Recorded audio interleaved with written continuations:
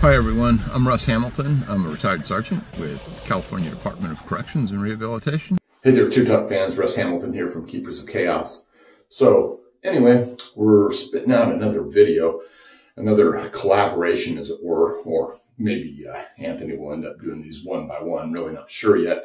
But we're tackling the particular problem that the Alabama Department of Corrections is having. And basically what it's breaking down into at this point is they are so undermanned and overwhelmed that they've decided to, cut short, to truncate the training that they've been providing to people in order to put masses of more people out there on the line. So, essentially they've cut out apparently a lot of the, physical fitness constraints that they've adhered to in the past. And they've said that they've also cut back on the final training with regard to transportation and firearms and some other things like that. So the question that we're addressing in this, is this a good idea? Is this something that will really help them out, that will, bridge the gap, stem the tide, and, bring order back to their department? And, give some of those line staff that have already been out there for a while now, the much needed break. I'm sure that they're getting, mandatory overtimes and being held over and forced in, coming in on their days off and all that good stuff that goes along with corrections, right?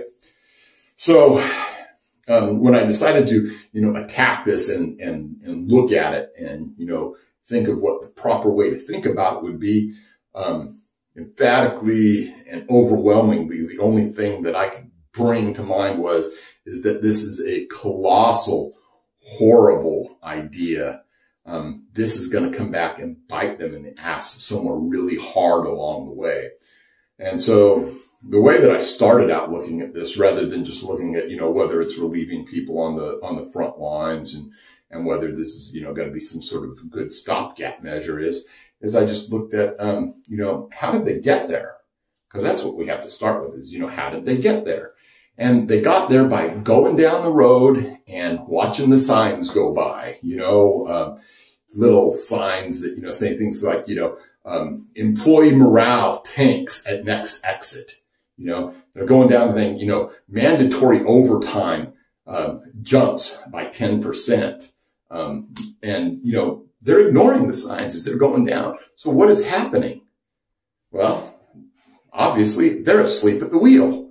So these same people that are asleep at the wheel back then that didn't have the foresight to foresee and to understand what was happening to their department, now they've got a great idea that's going to fix things. No, that is obviously not what's happening is, okay, first of all, when you lower standards and stuff, you reap the rewards of that. And by rewards, I'm not talking about something good, right? Trust me. Whatever that they get out of this, is going to be far worse than any little, short-term benefit that they see. Because what's happening here is as they're lowering those standards and stuff, they're cutting corners, and they're cutting corners around things that they're not even talking about. So while I may not specifically know what some of those things are, I can take a pretty good guess at what they are. So they're lowering the physical standards, right? And so that means that they're putting more officers out there on the line that can't get the job done, right? It's a huge security breach. It's a huge security risk because all of those people that are out there flooding those lines put other people that are next to them that are in good physical shape in that much more danger, right?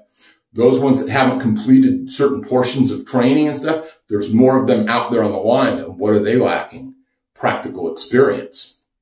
So this whole thing is turning into be what hopefully won't be a perfect storm. This thing is going to snowball on them and take them to a place where they certainly don't want to be. Because the next thing that I see about when I start thinking about this, using critical thinking skills is, okay, if they're taking those shortcuts that they're announcing to the public out there, what shortcuts are they taking that they're not talking about to get those people in line to put them in those positions? what would we be thinking about that could, shortcut that HR is doing or their background investigators are doing? What is it that they're taking that's allowing them to put all those people up there? Well, the first thing that comes to mind for me, of course, is they're probably waffling on the background investigations, right? They're failing to adequately vet staff. And that just goes along with, that's more money down the toilet. When those staff don't pan out, all that other training that they've given them, that's just dollars, frittered away. Why are they doing that? What else might they have cut corners on? They might have cut corners on just the physical part of that particular individual with regard to maybe it's going to be eyesight, or maybe it's going to be, maybe they have, a deep history of some other physical defects that they're going to be more of an anchor than a sail along the way. There's a million more things that you can add into that, just thinking about them, thinking about where they're going with respect to that. You start talking about, these things, and when you start looking at people that you want to hire, maybe at one point they have the idea that they wanted to hire people that had a good, solid work history. Now not so much. They're calling up, hey, Joe, I got some guys here, and they've had multiple jobs. They've never stuck at any one of them for more than 3. Oh, they're good to go? Okay, I'm going to rubber stamp them on through. Just how low of a bar are they going to take this thing to? Where do they think that that's going to end up steering them in the future? So, yeah, this is just one of those situations where the short-term expectations of what they're going to reap are certainly going to, not outweigh all those bad things that are going to happen in the future. They should have been ahead of this to begin with. They should have been, fighting for putting all of their officers through more training, getting them better equipment, getting them better pay so that training dollars aren't frittered away, so that people want to make a career of it. That's not where they led them. That's not where they're leading them now either. Anyway, this is Russ Hamilton. This is my 2 cents worth, and I'm signing off now. Thanks for listening. Whoa.